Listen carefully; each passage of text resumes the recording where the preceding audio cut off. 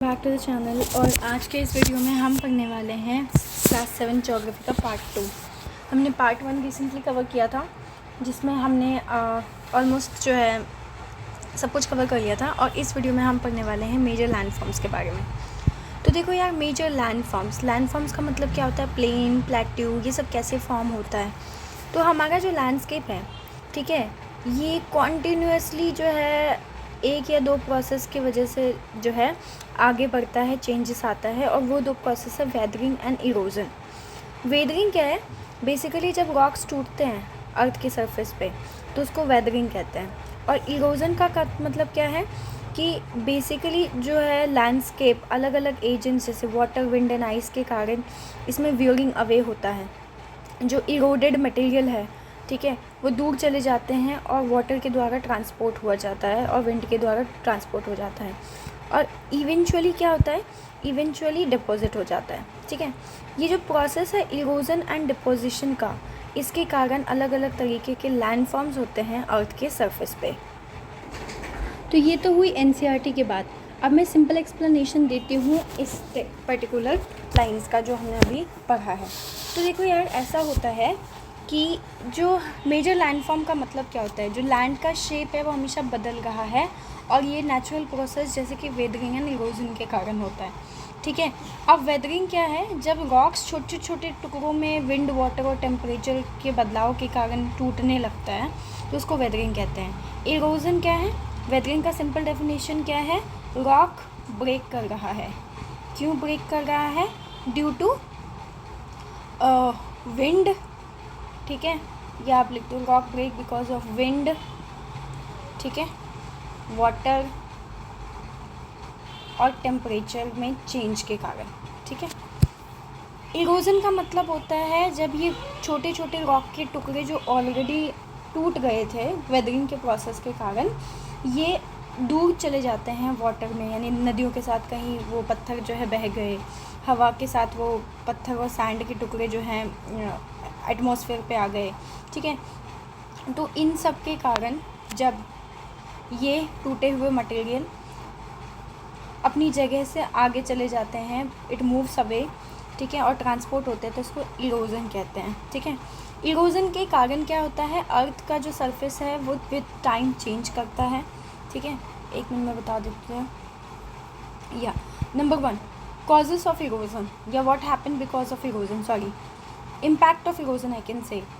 ठीक है, अर्थ चेंज करता है ओवर टाइम, यानी अर्थ में बदलाव आता है। ठीक है, दूसरा, रिवर, विंड एंड आइस जो है वो न्यू प्लेसेस पे मूव करता है, मूव टू न्यू प्लेसेस।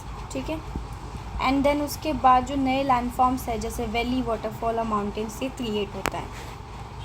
अब हम बात करेंगे वर्क ऑफ अ रिवर के। तो जो नदी में बहता पानी है, ठीक है, वो लैंडस्केप पे इरोड होता है। Okay, when the river tumbles at steep angle, जब स्टीप एंगल पे ये देख लो, जब ये बह के नीचे आ रहा है, हार्ड पत्थरों से टकरा टकरा के बहुत ज़्यादा हार्ड सरफेस से ही नीचे की तरफ आता है स्टीप वैली के अंदर, तो ये वाटरफॉल बनाता है। ठीक है, तो इसको सिंपल लैंग्वेज में समझो, जब वाटर फ्लो करता है लैंड पे तो ये अपने साथ छोटे छोटे सॉइल एंड रॉक के पीसेस को जो है कैरी करता है। अगर रिवर फ्लो कर रहा है किसी हार्ड, किसी पत्थर वाले, किसी बहुत ही ज़्यादा हार्ड पत्थर पे, तो आसानी से ये इरोड नहीं करता। ठीक है, लेकिन अगर सॉफ्ट रॉक है, ठीक है, तो फिर उसके कारण जो है इरोड होने लगता है, जिसके कारण एक वाटरफॉल क्रिएट होता है जब रिवर सडनली ड्रॉप करता है स्टीप प्लेस पे। ठीक है, आई hope this much part is clear. अगर नहीं है तो मैं एक और बार समझा। तो अभी देखो, मैं फिर से इसको समझा रही हूँ, थोड़े टेक्निकल वर्ड्स हैं एनसीईआरटी के अंदर, तो इसके लिए वर्क ऑफ अ रिवर यानी नदी का काम। जब नदी का पानी बहता है, यानी जो रनिंग वाटर है, तो ये ज़मीन के को काटता है और घिसता है, बिकॉज पानी का जब बहाव बहुत तेज़ होता है तो वो पत्थर को भी काट सकता है। ठीक है, और जब नदी किसी ऊंचाई से नीचे गिरती है, ठीक है, when the river tumbles at steep angle, जब नदी किसी ऊंचाई से नीचे गिरती है हार्ड रॉक्स के ऊपर से, ठीक है, स्टीप वैली के अंदर, तो ये वाटरफॉल फॉर्म करता है। ठीक है, यानी जब नदी किसी ऊंचाई से नीचे गिरती है तो यह झरना बनाती है, वाटरफॉल बनाती है। झरना कैसे बनता है वैसे, कभी कभी क्या मतलब वाटरफॉल कैसे बनता है, बेसिकली जो हार्ड रॉक होती है ना वो जल्दी नहीं कटती है, आप आसानी से उसको काट नहीं सकते, ठीक है, आसानी से पानी को भी टाइम में लगता है उसको कट करने में। तो कुछ जो चट्टानें यानी कुछ जो आपके रॉक्स होते हैं वो काफ़ी मुलायम, काफ़ी सॉफ्ट रॉक होती हैं जो पानी के दबाव से जल्दी जल्दी घिस जाते हैं, ठीक है। जब नदी ऐसे ही किसी हार्ड रॉक के ऊपर से बहती है और नीचे की सॉफ्ट रॉक को काट देती है तो एक झरना बनता है, ठीक है। ये देख लो, ये हार्ड रॉक है और इसके अंदर जो सॉफ्टर रॉक है वो वाटर के पावर के कारण कट हुआ और यहाँ से वाटरफॉल क्रिएट हो गया। अब यहाँ पे एक बार देख लो, हमारे पास हज़ारों छोटे छोटे वाटरफॉल है वर्ल्ड में। जो हाईएस्ट वाटर है वो एंजल फॉल्स है वेनेजुएला में, जो कि साउथ अमेरिका में पड़ता है, ठीक है। उसके बाद और भी वाटरफॉल्स है जैसे नायग्रा फॉल्स, ये कनाडा और यूएसए के बॉर्डर पे है, ठीक है, नॉर्थ अमेरिका में। एंड विक्टोरिया फॉल जो है वो जाम्बिया एंड जिम्बाब्वे के बॉर्डर्स पे आता है अफ्रीका में। ओके, नाउ नदी का मैदान में बहाव, मेंडर्स एंड फ्लड प्लेन्स, ठीक है। जब नदी एंटर करती है किसी प्लेन पे, जैसे उत्तर प्रदेश जैसा एरिया मान लो, प्लेन क्या होता है, फ्लैट एंड लेवल लैंड जिस पे एलुवियम सॉइल मिलता है और कल्टीवेशन काफ़ी आसानी से हो जाती है, ठीक है। तो ये ट्विस्ट एंड टर्न लेती है, ठीक है, twist and turn, twist and turn, twist and turn, सीधे बह रही है, ट्विस्ट मारेगी, टर्न मारेगी, ठीक है। तो जब नदी किसी प्लेन में एंटर करती है, ट्विस्ट एंड टर्न लेती है, तो ये काफ़ी बड़े बड़े बेंड जो है क्रिएट करती है, फॉर्म करती है, जिसको मिएंडर्स कहते हैं, ठीक है। और सिंपल लैंग्वेज में बताती हूँ, जब नदी पहाड़ों से निकलकर प्लेन में आती है तो ये सीधी नहीं बहती है। ऑब्वियसली बात है, रिवर का फ्लो बिल्कुल स्ट्रेट तो होगा नहीं, ये ट्विस्ट एंड टर्न लेगी, बेंड करेगी, ठीक है, मोड़ बनाएगी, और इनके जो ट्विस्ट एंड टर्न है इसी को मिएंडर कहते हैं, ठीक है। जो बड़े बड़े लार्ज बेंड से बना रही है, दैट इज़ कॉल्ड मिएंडर्स।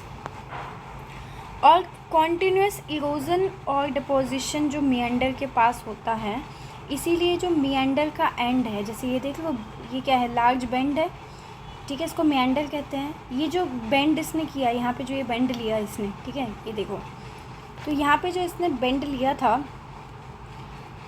ये और ज़्यादा पास आते गई, पास आते गई, पास से गाती गई, और कुछ टाइम में जो मिएंडर का लूप है वो नदी से हट गया और एक कट ऑफ लेक, ये देख लो, धीरे धीरे ये देख लो, यहाँ पे जो डिपोजिशन और इरोजन हुआ, ये यहाँ से पर्टिकुलरली हट के आगे मूव कर गई, और इसने क्या फॉर्म किया, इसने जो है ऑक्सबो लेक का फॉर्मेशन किया, ठीक है।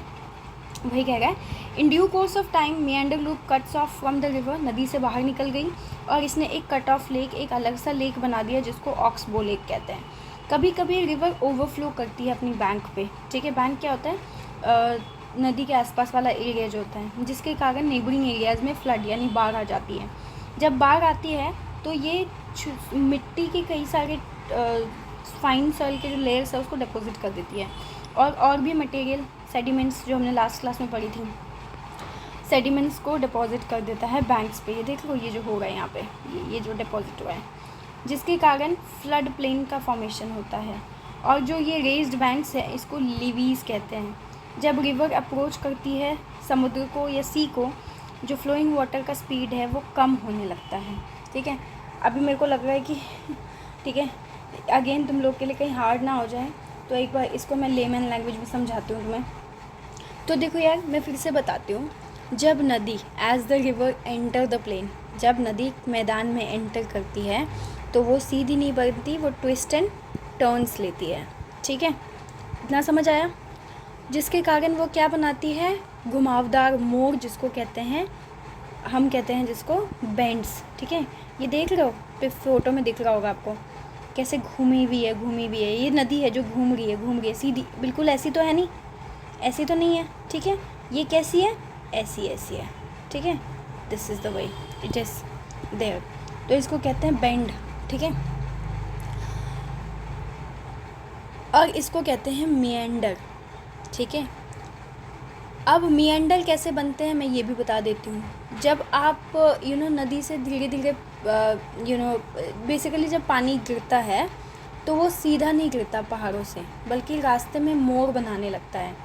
नीचे जब ज़मीन प्लेन पे आती है तो वो मोड़ बनाने लगती है रास्ते में, ठीक है। ऐसी और इस तरीके से वो प्लेन में जो है नदियाँ घूमती है। कभी भी किसी भी नदी को देख लो स्ट्रेट नहीं होती। ओके, अब ऑक्सबो लेक क्या होता है, मैं एक एक वर्ड को अच्छे से एक्सप्लेन कर दूँ। ऑक्सबो लेक क्या होता है, देखो जब नदी के लार्ज बेंड में बहुत बड़े हो जाते हैं, जो नदी का जो मोड़ है वो बहुत बड़े हो जाते हैं, तो कभी कभी ये खुद को काट कर एक सीधा रास्ता बना लेती है। ठीक है, यहाँ पे ये देखो नदी मूव कर गई है। जैसे मान लो ये है नदी, ये लार्ज बेंड फॉर्म कर गई है। ठीक है, और अभी कहीं किसी रास्ते में ये खुद को काट लेगी। ठीक है, और उसके बाद खुद को काटने के बाद, ठीक है, ये एक सीधा रास्ता बना लेती है अपने लिए। ओके, पुराना मोड़ काट कर अलग हो जाता है, जो उसकी नॉर्मल मूवमेंट है उससे वो अलग हो जाती है, और पानी जो है उसमें फंस जाता है, जैसे कि इस पिक्चर में आपको दिख रहा है। और ये खुद को मतलब इसको हम ऑक्सबो लेक कहते हैं, ऑक्सबो झील कहते हैं हिंदी में।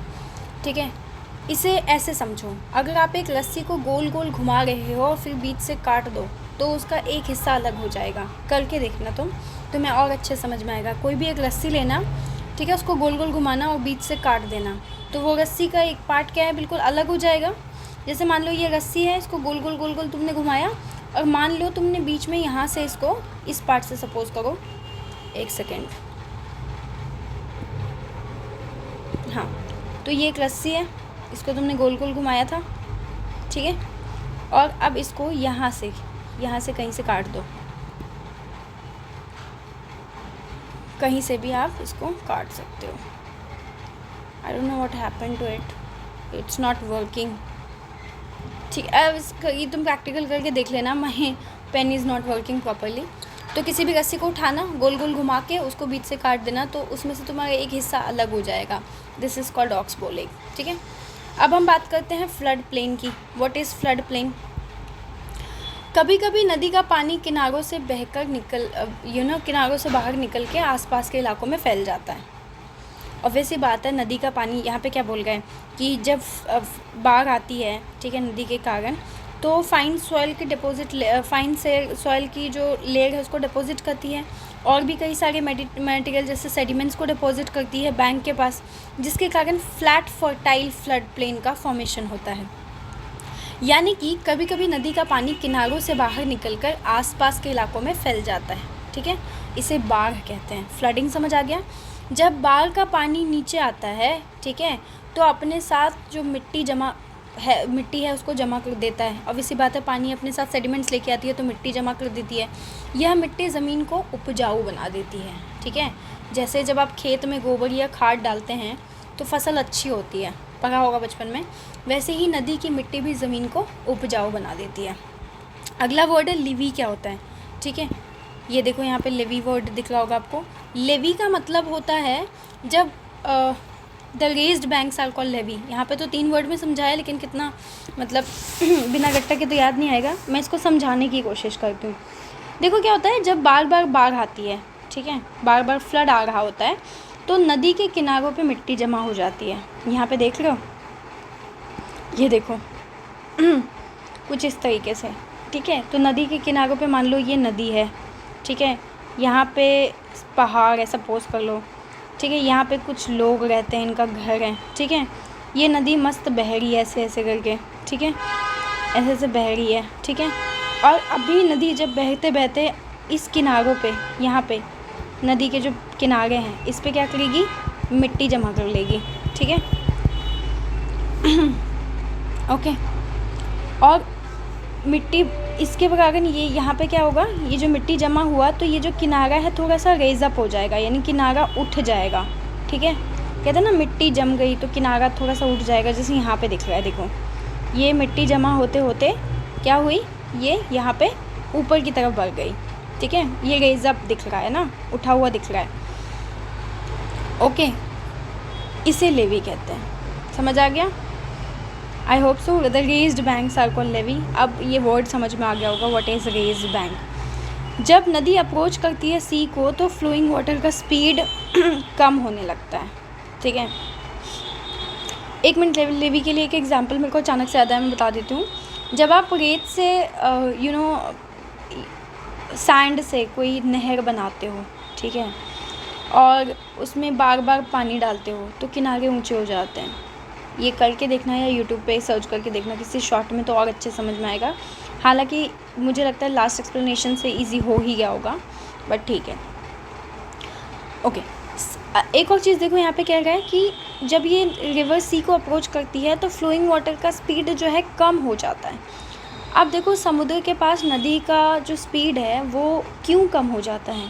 तो जब नदी सी के पास पहुँचती है, समुद्र के पास पहुँचती है, तो उसका बहाव धीमा हो जाता है, उसका स्पीड डिक्रीज़ हो जाता है, क्योंकि पानी जो है फैल जाता है खुली जगहों पे। जैसे ये देख लो, इन सब लैंड वाले एरियाज़ पे फैल जाता है। यानी इसको आप ऐसे समझो, जब आप एक पाइप से पानी तेज़ी से गिराते हो तो वो ज़मीन पर गिरकर फैल जाता है और उसकी रफ्तार कम हो जाती है। पाइप से पानी कितनी तेज़ से आती है, लेकिन ज़मीन पे भी वो फ़्लो करती है, बट फ़्लो की स्पीड क्या होती है? कम होती है। आई होप तुम्हें समझ आ गया होगा। उसके बाद नदी जो है धीरे धीरे टूटने लगती है नंबर ऑफ़ स्ट्रीम्स, और जिसको हम कहते हैं डिस्ट्रीब्यूटरीज। तो हमने कई बार पढ़ा था ट्रिब्यूटरी, डिस्ट्रीब्यूटरी। ट्रिब्यूटरी क्या होती है? दूसरी नदियाँ जो बेसिकली जो है मेन नदी, जैसे गंगा से यमुना आके मिल गई तो Yamuna is the tributary of Ganga. और भी छोटे, उससे भी छोटे छोटे जो नदियाँ होती है जो उस ट्रिब्यूटरी को ज्वाइन करती है, उसको कहते हैं डिस्ट्रीब्यूटरी। इसको इतनी आसानी शब्दों में मैंने बता दिया पर यहाँ पे यही बोला है कि नदी जब ब्रेक होने लगती है into a number of streams. यहाँ पे देखो, ये मेन रिवर थी, ठीक है, यहाँ पे देखो ये मेन रिवर थी, अब ये यहाँ से मुड़ गई, यहाँ से मुड़ गई, अल्टीमेटली ये इसी सी में जाके गिरेगी, ठीक है। तो ये मेन रिवर था, मान लो यहाँ से यमुना नदी बह के आ रही है, दिस इज़ ट्रिब्यूटरी, क्योंकि ये आके मेन रिवर में ज्वाइन कर गई। अब इसी नदी को देखो, ये इसमें टूटा, इसमें टूटा, कितने सारे स्ट्रीम्स में टूटा, छोटे छोटे, तो दिस इज़ कॉल्ड डिस्ट्रीब्यूटरीज। तो नदी फिर उसके बाद इतनी स्लो हो जाती है कि फिर वो डिपॉजिट होने लगती है, और हर एक डिस्ट्रीब्यूटरी जो है इसका खुद का एक माउथ जो है होता है कलेक्शन, जहाँ पे सेडिमेंट्स कलेक्ट होता है, और इसको हम कहते हैं डेल्टा, ठीक है। अब ये तो हुई एनसीईआरटी की लैंग्वेज। अब इसको आसान शब्दों में मैं समझाती हूँ डेल्टा बेसिकली यहाँ पे मेन वर्ड डेल्टा है। आपको ये बुक समझाने की कोशिश कर रहा है कि डेल्टा कैसे बनता है।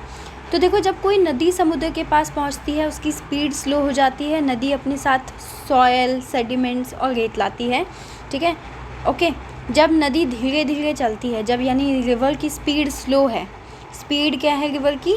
स्लो है, ठीक है, तो यह सेडिमेंट्स जो होते हैं वो डिपॉजिट होने लगती है, जमने लगती है, ठीक है, जम गई यहाँ पे, ओके।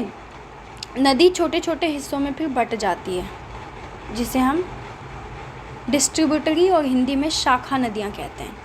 ये सारी डिस्ट्रीब्यूटरी अलग अलग जगहों से समुद्र में जाके मिलती है और इनके आसपास मिट्टी जमा होकर डेल्टा बनता है, ठीक है।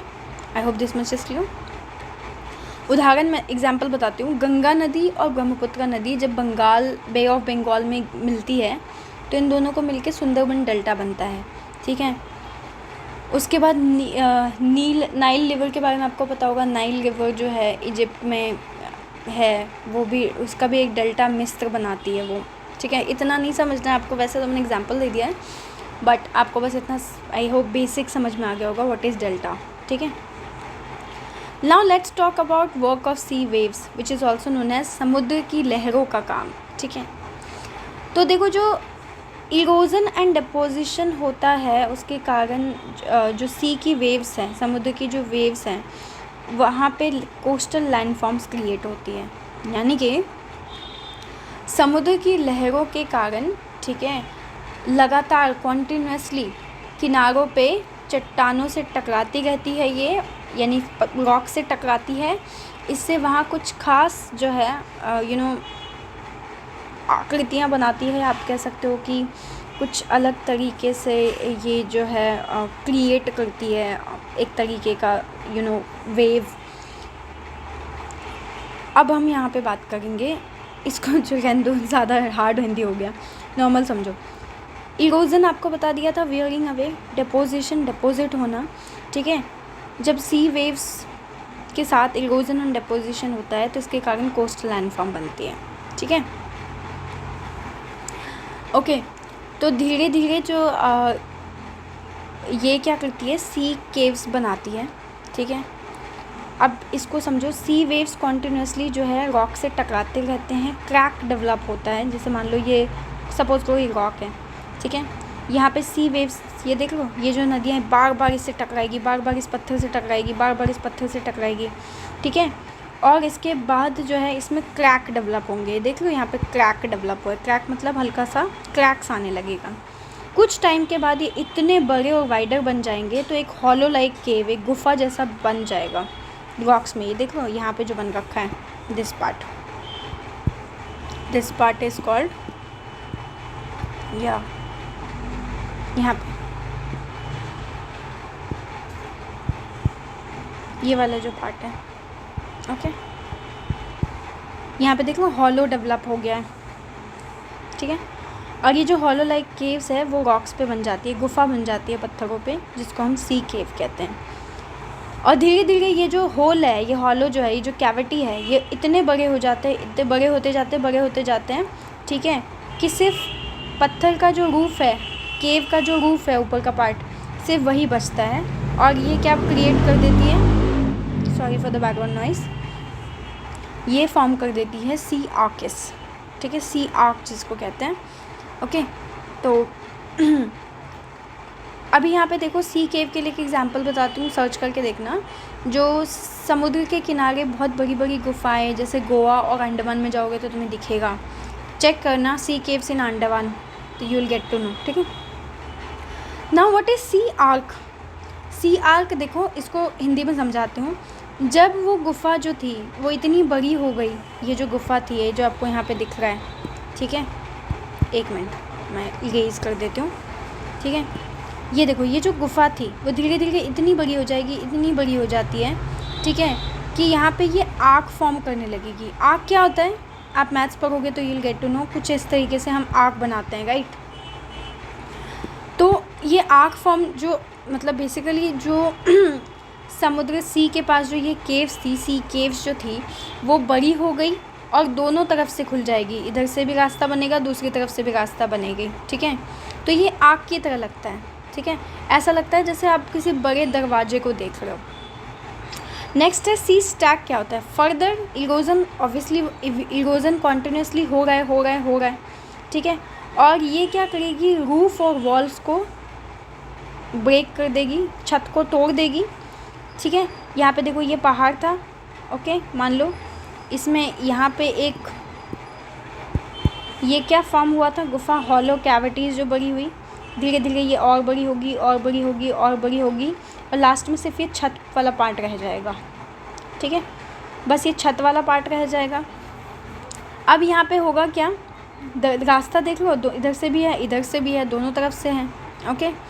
तो कभी कभी ये जो सी आर्क है इसका ऊपरी हिस्सा टूट जाता है, यानी ये भी टूट जाएगा, बचेगा सिर्फ क्या, एक खम्भे जैसा। यहाँ पे देख लो सिर्फ खम्भा बच गया।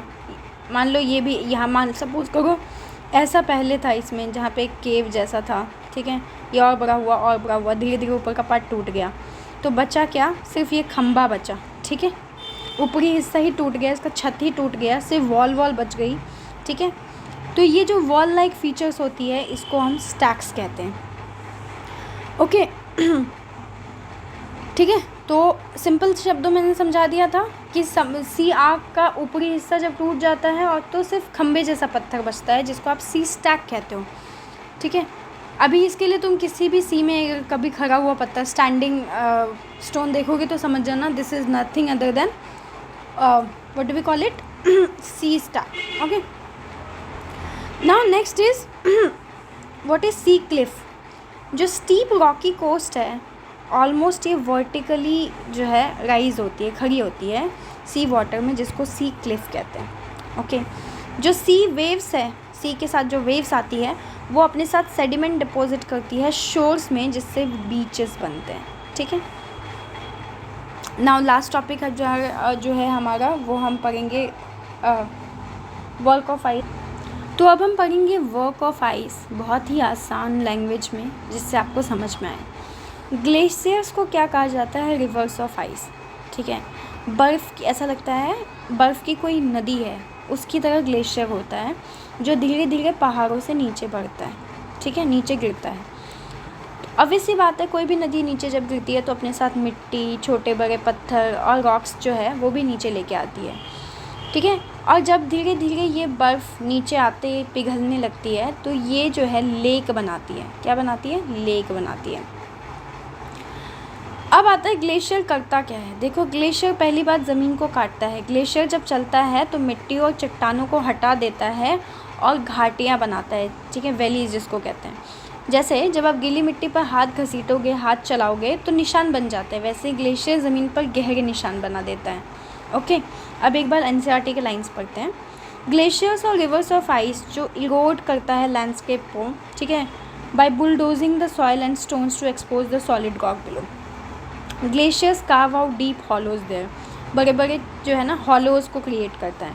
जैसे जैसे आइस मेल्ट करता है तो ग्लेशियर्स में पानी फिल होने लगता है और ये काफ़ी अच्छी ब्यूटीफुल लेक बन जाती है माउंटेन्स पे। जो मटेरियल ग्लेशियर्स के साथ आता है जैसे rocks, big and small, sand and silt, ये डिपॉजिट हो जाता है और ये जो डिपॉजिट है ये ग्लेशियल मोरेन्स बनाता है, ठीक है। अब मैं इसको ज़रा आसान भाषा में समझाती हूँ। ओके, तो वॉल ऑफ आइस मैंने आपको बता दिया, ज़मीन को काटता है, ठीक है, चट्टानों और मिट्टी को इकट्ठा करता है, यानी जितने भी रॉक्स है और जितने भी सॉइल है इसको क्या कर रहा है? इकट्ठा करेगा। ग्लेशियर अपने साथ साथ बड़े बड़े पत्थर, छोटे कंकर और सैंड यानी पेबल्स हो गया, सैंड हो गया, इसको बहाकर एक जगह से दूसरी जगह ले जाता है। जब यह आइस पिघलती है, जब ये बर्फ़ पिघलती है, धीरे धीरे देखो पिघल रहा है, तो ये सारी चीज़ें वहीं जमा हो जाती है जिससे ग्लेशियल मोरेन बनते हैं। समझे? बिल्कुल सिंपल शब्दों में। जब कोई तेज़ पानी बहता है, एग्जाम्पल दे रही हूँ, मान लो जब बहुत तेज़ी से कोई पानी बहता है तो वो मिट्टी और पत्थर को एक जगह से दूसरी जगह ले जाता है। ओके, असल ज़िंदगी में ग्लेशियर कहाँ देख सकते हो तुम? कभी सोचा है? भारत में सियाचिन ग्लेशियर दुनिया का सबसे हाईएस्ट ग्लेशियर में से एक है। गंगोत्री ग्लेशियर जो कि जिसकी स्टार्टिंग गंगा नदी से होती है। अलास्का और हिमालय भी बहुत बड़े बड़े ग्लेशियर्स हैं। इस सबको जो है आप एक बार देख सकते हो। I hope this much part is clear. Next we are going to talk about work of a wind, ठीक है।